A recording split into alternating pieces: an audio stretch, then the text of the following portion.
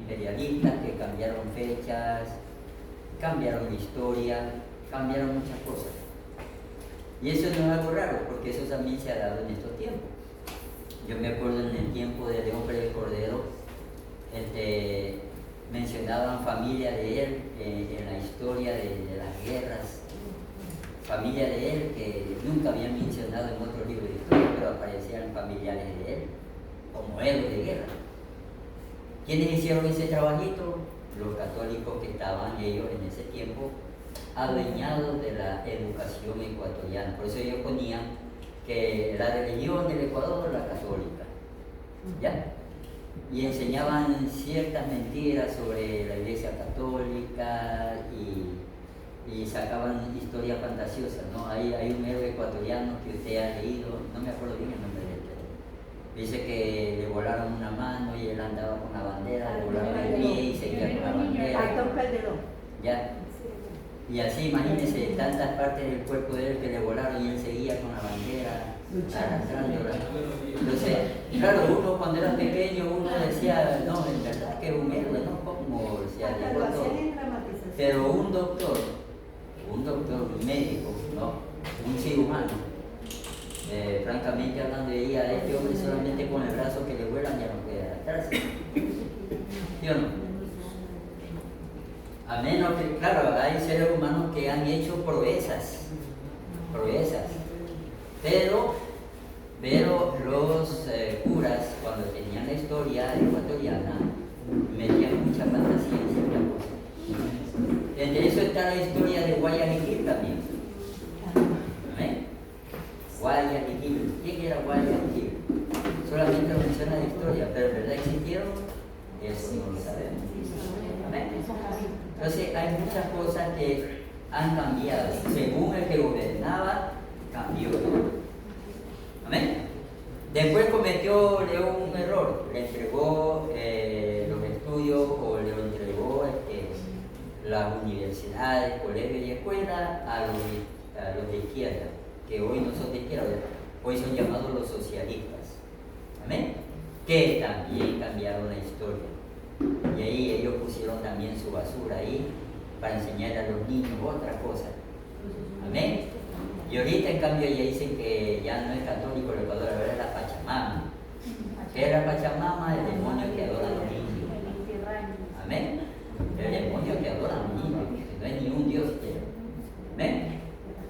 Entonces, eso pasó también con el pueblo de Israel.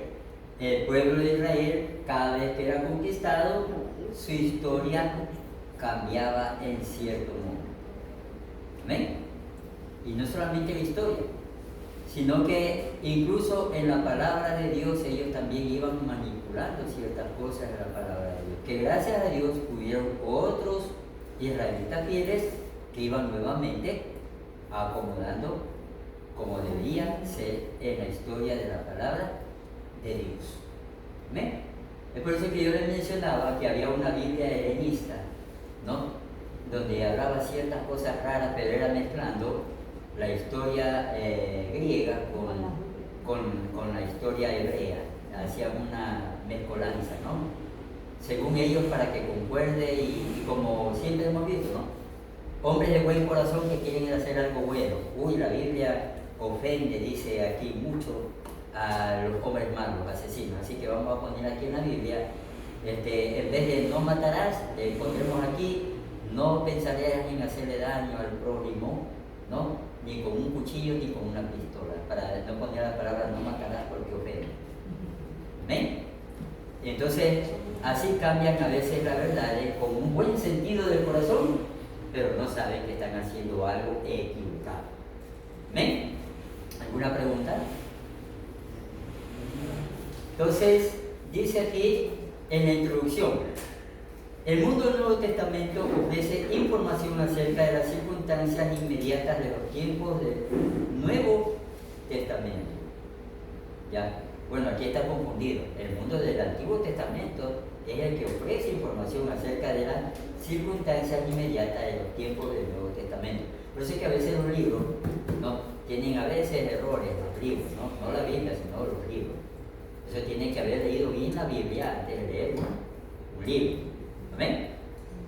El Nuevo Testamento no fue creado en un vacío, más bien fue escrito a raíz de toda la historia que se da en el Antiguo Testamento. ¿Amén? Y ahí viene todo. Y hay ciertas cositas que se mantenían en el Nuevo Testamento que ocurrieron en el Antiguo Testamento. Veamos, por ejemplo, las costumbres de las mujeres.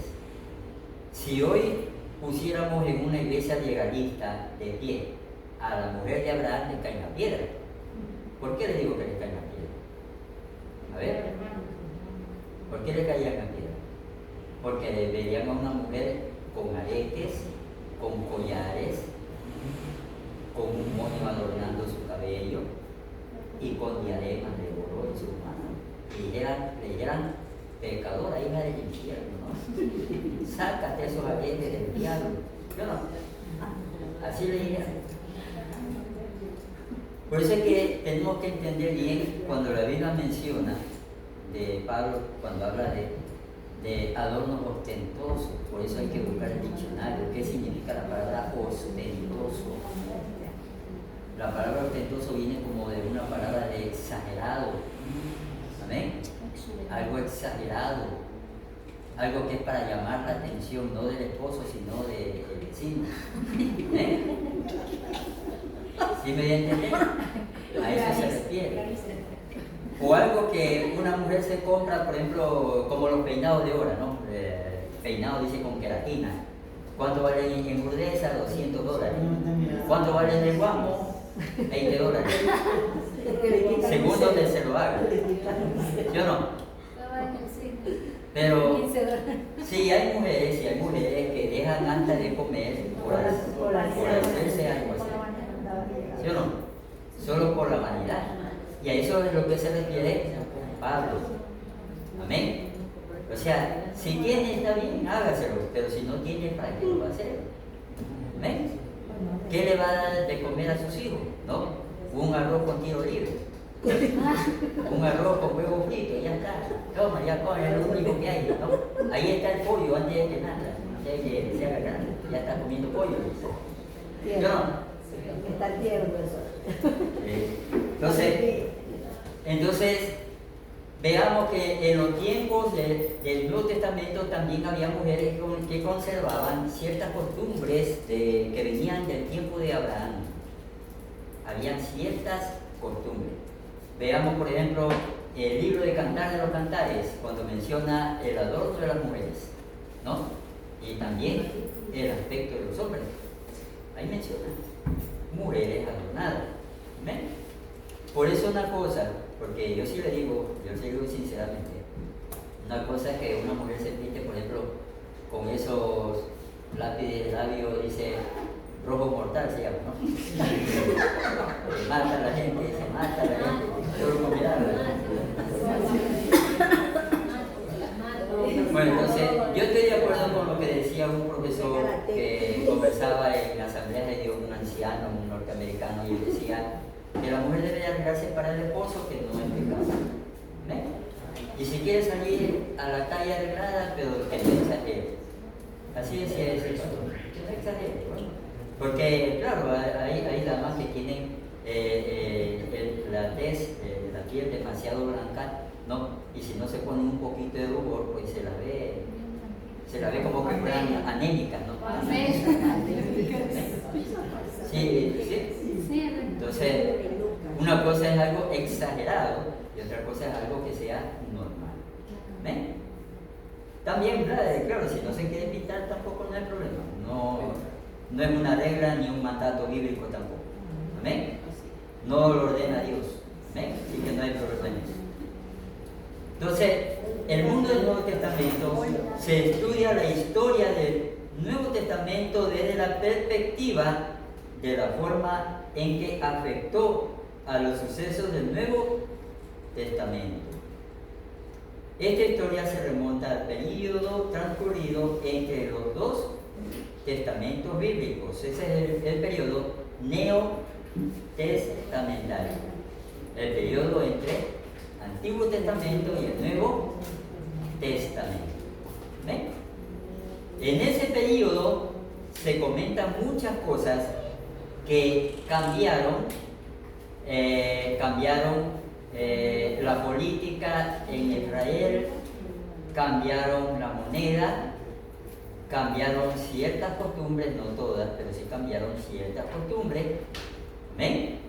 Por ejemplo, los romanos, los asirios, los sirios, los babilónicos, influyeron en ciertas costumbres del pueblo de Israel, que después ellos la fueron transmitiendo también a sus hijos. ¿Amén? Siempre hay costumbres que se pegan, eso es inevitable. Vemos ahorita nosotros que vienen bastante colombianos, venezolanos, vienen a montones, y es inevitable que ellos influyan, por ejemplo, en la gastronomía. Se va introduciendo ciertas costumbres de cocinar de ellos a nuestras costumbres también, que no es nada malo. Amén. Porque está bien no tener algo más que comer, o sea, nuevo. Amén. Entonces, influyen con sus costumbres. Por ejemplo, nosotros ya conocemos el ceviche peruano, que es muy bueno, ¿no? ¿Ya? Y eso también ha influido con las personas que vienen a vivir al país. Así también pasó con Israel, ¿no? Influyó en sus costumbres alimenticias y en otras cosas también influyó en el pueblo de Israel. Por ejemplo, los israelitas en el tiempo de Moisés, por allá, ellos no comían chancho, pero ya en el tiempo de Jesucristo sí comían chancho. Solamente los israelitas radicales eran los que decían, no, la ley dice no comas chancho, así como Pablo no comía chancho. Pero después tuvo que comer chancho cuando iba a ganar almas en el extranjero. Por eso después Pablo cambió su idea y él dijo que nadie te acusa por lo que comes. Amén. Sino que simplemente ora y no pregunten, porque si se va a China usted ni sabe lo que le ponen ahí. Mejor ni pregunte o se desmaya. Amén. Solamente coma. Solo coma. No pregunte. Así dijo Pablo. Amén. Entonces, sigamos, ¿no? A la página 3. ¿Alguna pregunta?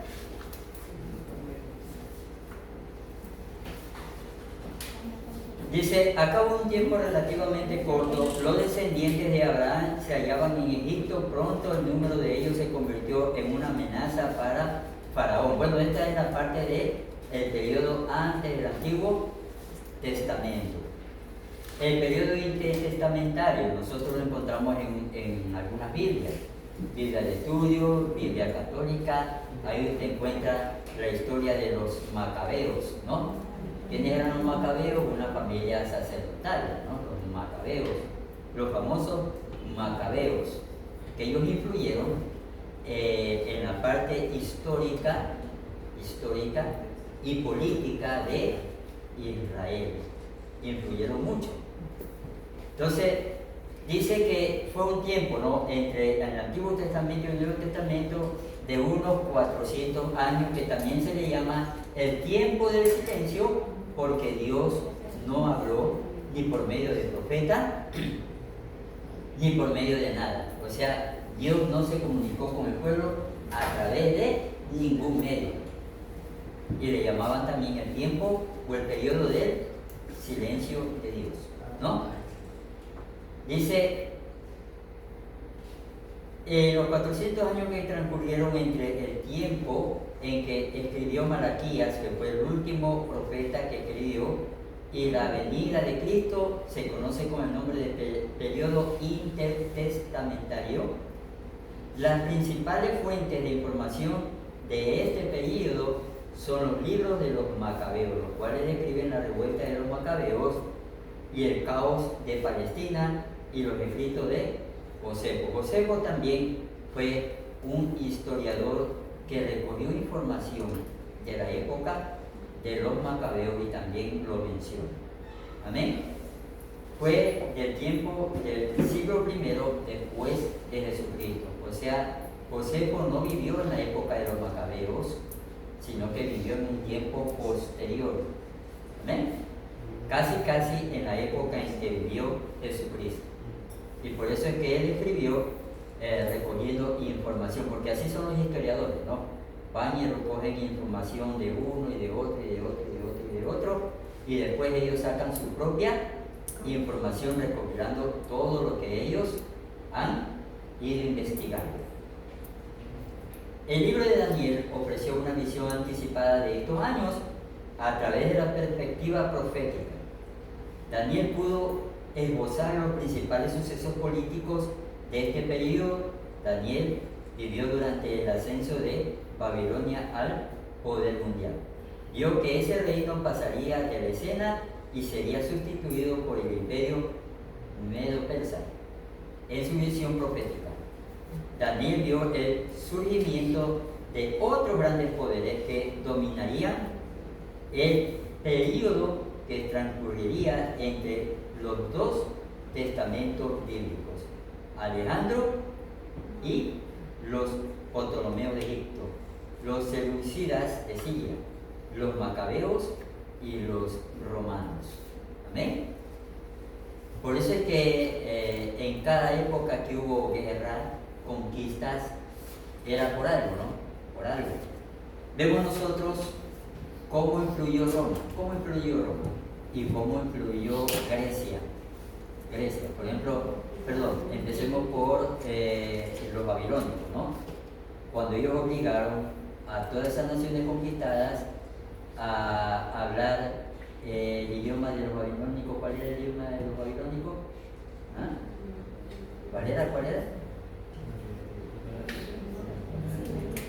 El arameo. Se van a ganar un premio la próxima vez que contesten, ¿no? Pasar a caer. Sí, la sabía, pero estaba dudoso. ¿Eh? No sé. Te dije arameo, te dije, oye, será. El arameo. ¿En qué ayudó? En que se hable arameo. En que cuando la gente obligadamente tenía que viajar de un punto a otro para la parte de Egipto, del África, era obligado a pasar por Israel. Y ellos querían aprender algo sobre el Dios de Israel porque les parecía raro, ¿no? Alguien que adoraba un solo Dios, mientras que nosotros adorábamos pocotón. Amén. Imagínense llevando un saquillo de ídolos, ¿no? A cada Dios por si acaso, ¿no? Para la noche, para el día, si me duermo mal, si me duermo bien. Un Dios para cada cosa. Amén. Entonces, era obligado. Entonces, el idioma arameo les ayudaba a escuchar esas historias bíblicas en arameo, porque no podían comunicarse en hebreo, porque eran otros pueblos que tenían su propio idioma. Es como ahorita el inglés, ¿no? Usted se va a otro país donde no hablan español, pero si usted mastica un poco el inglés, usted puede comunicarse con alguien que también sabe un poco el inglés. Por eso es que el inglés no es obligado en el mundo entero de estudiar. Así en ese tiempo era el arameo, en el tiempo de los babilónicos, era obligado. Y eso ayudó a que mucha gente sepa de la existencia de ese Dios único y verdadero. Después, ¿en qué influyeron los griegos? En la parte de la cultura. Ellos ayudaron a que el Antiguo Testamento, que era lo que existía en ese tiempo, fuera traducido al griego y fuera también distribuido a otros lugares. O sea, que el Antiguo Testamento pueda ir de un lugar a otro traducido en griego, que era lo que se conocía en ese tiempo. ¿En qué ayudaron los romanos? En que ellos, en cambio, construyeron muchos caminos y eso permitió que a lo menos los viajes de los apóstoles se hagan más rápido. Amén. Porque si no hubieran existido caminos como los caminos que hubieran hecho los romanos, el viaje se hubiera hecho más lento, de un punto a otro hubiera llevado mucho más tiempo. Amén. Como ya habían las carretas, habían carretas donde uno pagaba y lo podían llevar cómodamente en carretas con aire acondicionado, televisión y de todo, ¿no? Y usted veía ahí hasta un caballito con poquitos ahí de colores, ¿no? Carretas bien elegantes que llevaban a la persona en esos caminos construidos por los romanos. Y esos caminos ayudaron a que la información llegue más rápido. Entonces cada imperio influyó en la historia. Cada uno tuvo su Maravilloso, ¿no? Entonces, el periodo persa tardío, hasta el 331 a.C., cuando termina el Antiguo Testamento, el imperio persa se halla aún en el poder. Ciro había permitido que los judíos regresaran a su tierra y reedificaran el templo. Esther, una judía, había llegado a la prominencia en el palacio del rey persa. Amén. Imagínense que en los libros de historia comunes no se menciona a la reina Esther. ¿Por qué no se la menciona? Porque en esos tiempos más importante era simplemente el rey y sus súbditos, pero a las mujeres casi no se las mencionaba, a menos que haya sucedido algo extraordinario. Amén. Ahí sí se la mencionaba, si no, no se las mencionaba. Amén. Vemos a Esdras, a Nehemías, que tuvieron su lugar en la historia, ¿no? En la reconstrucción del muro de Jerusalén y también del templo, de ambas cosas. Ambos ayudaron en ambas cosas, ¿no? Y aquí menciona el libro, dice, y en Palestina, ya yo le dije que la palabra Palestina está equivocada. ¿Se acuerdan lo que significa la palabra Palestina? Tierra de Filisteo, ¿no? Si no es tierra de Filisteo. Ya, en Palestina no sucedió nada de mucho interés político internacional durante el resto del dominio persa. El sumo sacerdote judío gobernaba la región y esta posición llegó a ser altamente codiciada. Y ocurrieron varias competencias desafortunadas para lograr dicha posición. Amén. Y a través de la historia siempre ha habido peleas por puestos públicos, por ser rey, por ser presidente, por todo, ¿sí o no? Toda la vida en todos los países del mundo, y la nación de Israel no es la excepción de aquellas batallas. No es la excepción, es hasta la 8:20, ¿no? Sí. Ya. ¿Alguna pregunta, mis hermanos? ¿Alguna pregunta?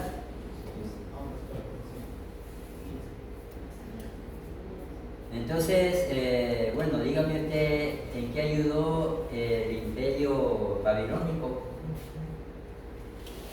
en el caso de la nación israelita. ¿Cuál fue su ayuda principal? Su idioma, ¿no? ¿En qué ayudó el idioma? Que puedan conocer al Dios verdadero. Todo lo que pasaba en Israel podían escuchar. ¿Ya? ¿En qué ayudó los griegos? En su influencia, ¿en qué ayudaron? La traducción de los caminos para que vayan más bien. No. La traducción del lenguaje de arameo al griego. La traducción de la palabra del Antiguo Testamento al griego y a expanderlo. ¿Ya? ¿Y en qué ayudó más el Imperio Romano? En los caminos para que la información llegue más rápido. Vías de acceso. Si los apóstoles hubieran surgido en el tiempo de los persas, predicar la palabra hubiera sido más tardío. Si hubiera surgido en el tiempo de los griegos, lo mismo. ¿Ya? Un viaje de Pablo hubiera demorado mucho más tiempo. Pero en el tiempo de los romanos, por eso todo calza como Dios ordena, ¿no? Todo tiene su tiempo. Entonces en el tiempo de los romanos, habiendo muchos caminos, por eso ellos decían, todos los caminos llevan a Roma. Porque ellos hacían caminos por donde iban, hacían caminos para unir el imperio y poder llegar más rápido. Amén. Eso ayudó a la expansión del evangelio por el imperio. ¿Sería que ellos construían también las barcas? ¿Vale? ¿Sería que los romanos también construían las barcas? Romanos, griegos construían barcas.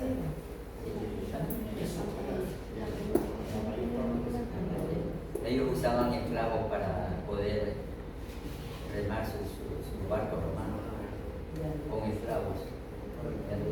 Los presos también usaban para Era pulso de los romanos. Pulso. a pulso. claro, también usaban las velas también usaban, pero cuando no había viento tenían ellos que arreglar. ¿Ven?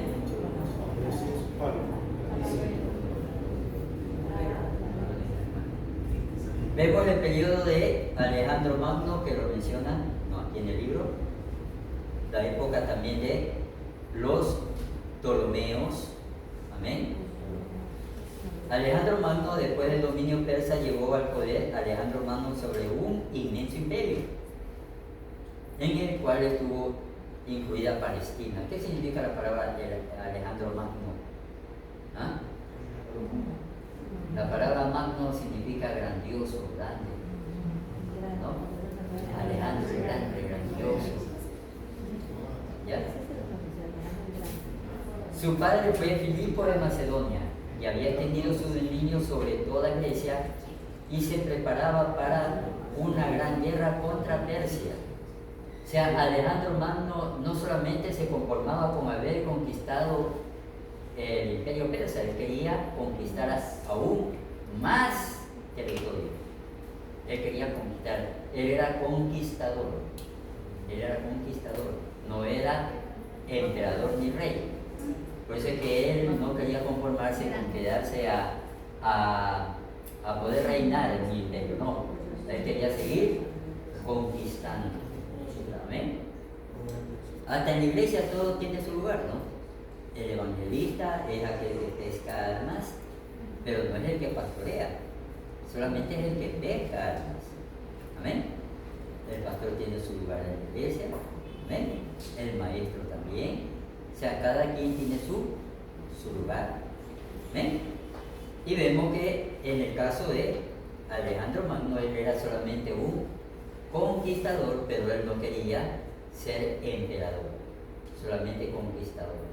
Por eso se frustró cuando él decía que ya no había más que conquistar. En realidad sí había más que conquistar, pero solamente él conquistó lo que se llamaba en ese tiempo el mundo conocido, porque ellos pensaban que más allá no había más. Amén.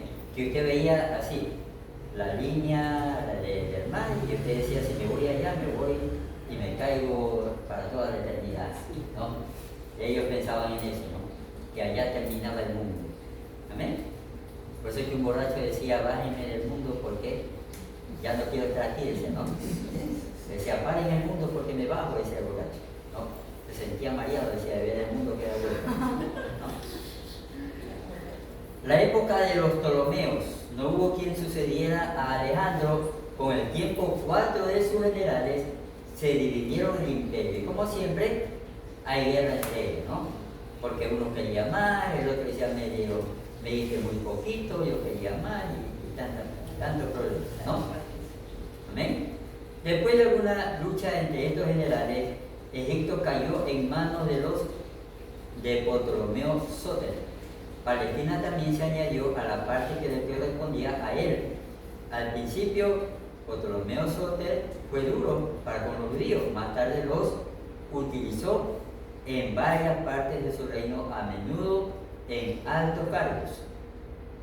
Su sucesor fue Filadelfo, fue uno de los Ptolomeos más eminentes. Amén. Y se manifestó amigo de los judíos, promovió las artes y desarrolló su imperio en todos los aspectos. ¿Se da cuenta? No, los griegos, ¿no? Influyeron bastante en la cultura. Durante su reinado se tradujeron al griego las escrituras hebreas. ¿Ven? Bueno, yo le estaba dando un resumen de lo que había leído, pero también tengo que leerlo, ¿no? Para entender la cabeza. ¿Ven? El periodo sirio, los egipcios enviaron una embajada a Roma para pedir que las ayudaran en la lucha contra Antíoco.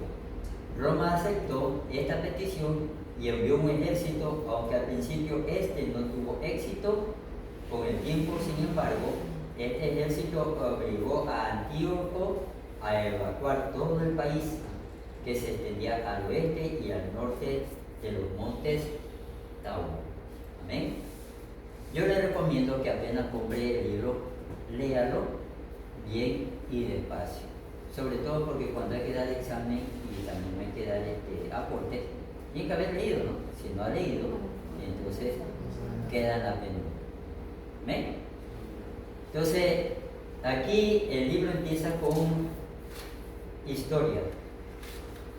Historia, menciona a los macabeos y después se va introduciendo poco a poco a las costumbres, que es algo también muy importante, ¿no?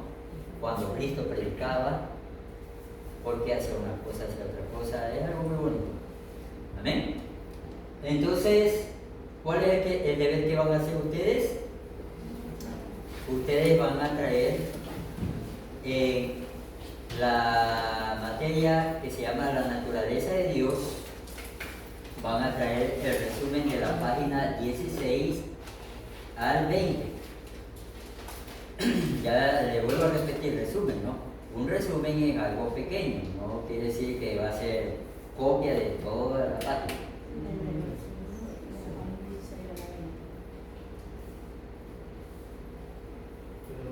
Un resumen. Usted no Y- va lo que ¿Vale? Sí, yo le voy a pasar la foto. ¿Ya? Entonces, después de que te haya leído y haya hecho su resumen, ahí le voy a hacer unas preguntas, ¿no? A cada uno. Le voy a hacer unas preguntas. Así que lea el trabajo que va a hacer. El otro deber en la materia que se llama El Mundo del Nuevo Testamento, usted va a traer el resumen de la página 10 hasta la página 20. De la página 10 hasta la página 20. Amén. Le vuelvo a recordar que es un resumen, ¿no? Tiene que leer para sacar las partes más importantes. No le mando a hacer una copia, o si no, su mano se aburre. Amén. Y le da, ¿cómo se llama cuando se queda paralizada la mano? Da calambre al dedo, a la mano. Amén.